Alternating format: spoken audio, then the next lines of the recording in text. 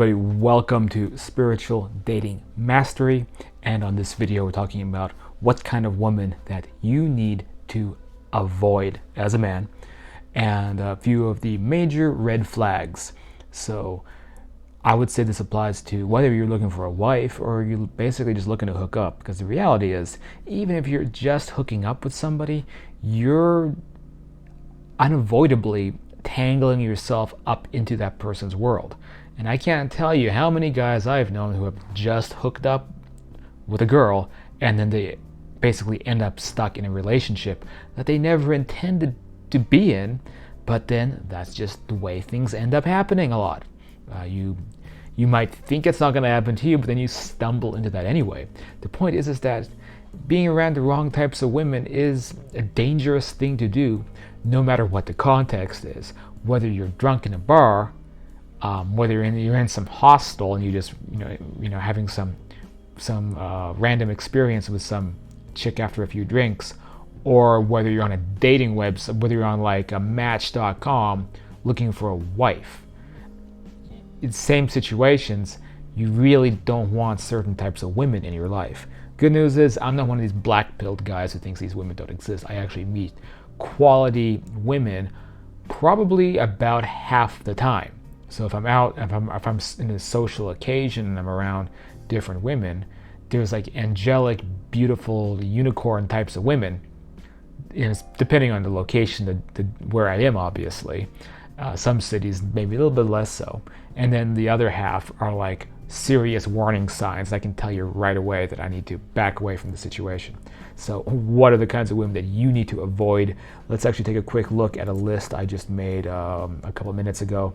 So let's see here. That is my intro. I don't need to show that. Here we go. Okay, so number one is ego-driven behaviors as major red flags. No curiosity about the world. So that's a big one. This shows kind of like a just being really self-centered, or I should say not having an outward perspective about life. So there was a lot of people, men and women alike, who don't think that the world exists beyond their home city. These are incidentally the same people who can't find China on a world map. You know, when they make fun of how insulated and narrow-minded Americans are, well, that's a good example. There's unfortunately a lot of women in this country in particular, but probably all over the world, who they don't recognize a bigger picture, but that's a big red flag on an interpersonal level as well. It kind of rhymes with no introspective ability. This means that this person never stops and thinks inwardly about their life, what they're doing right, what they're doing wrong, and what direction they're on. In other words, YOLO, you only live once, which means I'm not even going to think about tomorrow. Does she spend her entire paycheck on bullshit? Does she ever pause and stop and think about, like, what direction am I going with my life? What makes me happy? What do I want to do? What about my career? Do I want to be a corporate drone? Do I want to be free? What are my values? These are all things I think men spend a lot of time thinking about.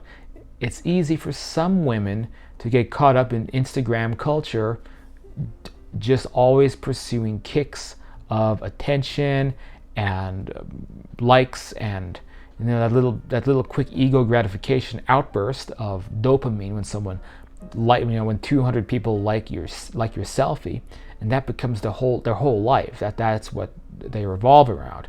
And it's like you can do that a little bit, and that's forgivable, and that's fine. But there's a lot of women, that's their whole life. They have no introspective ability.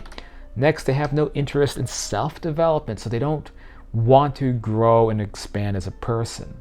This is how you end up with dreaded Karens, middle-aged women who are just as bitchy as when they were back in Phi Beta Phi Beta Alpha or whatever the sororities are called that people are in these days. So they never grew. They never became more quality human beings. They kind of enter like age 18, 19, 20, and then that's it. And the bratty behavior never goes away, and then they end up basically becoming mean and bitter middle-aged or older women.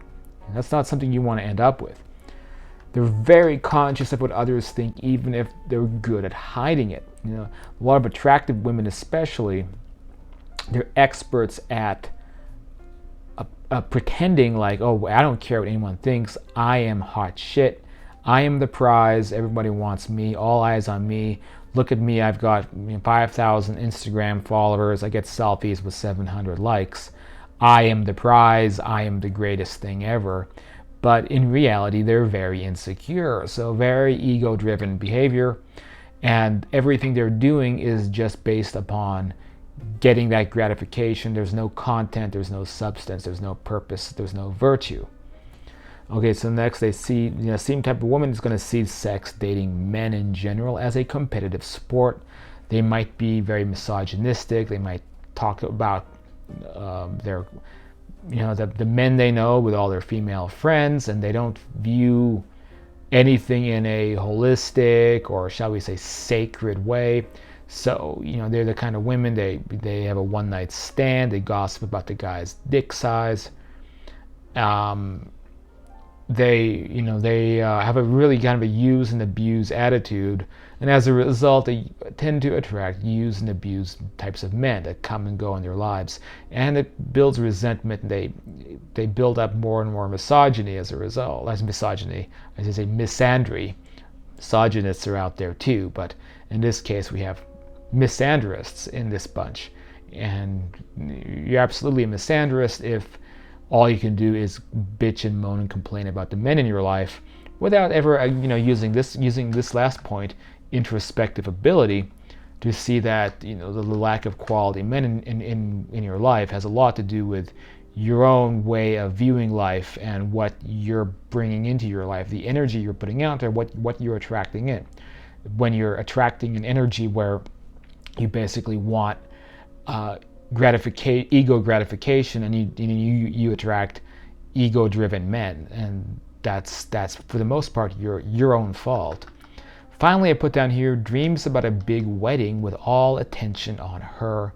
Major red flag, because for many of these women, the wedding is the ultimate sort of like Instagram post. It's the ultimate like example of all attention on me, where I become the most popular person for a day ever. So that they dream the quote big day. They want a man to cough up $100,000 for that day, for that ultimate day of attention and validation, and ultimate sort of narcissistic need to have all eyes on you.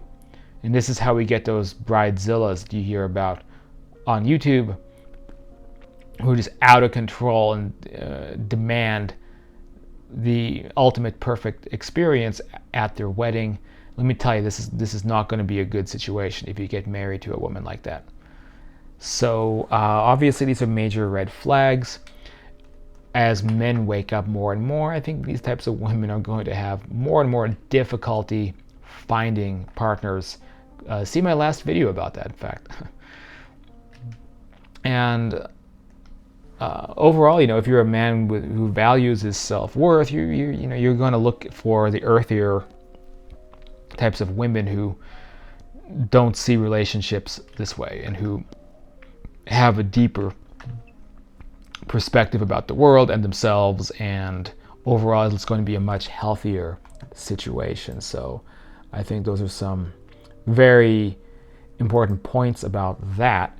So hey, leave a comment down below and tell me what you guys thought, but most importantly, subscribe to this new channel and help lift it off the ground a little bit. And finally, contact me down below and I'll do one-on-one work with you and to help figure out your sticking points. So thank you for watching SDM. I'll catch you guys on the next video.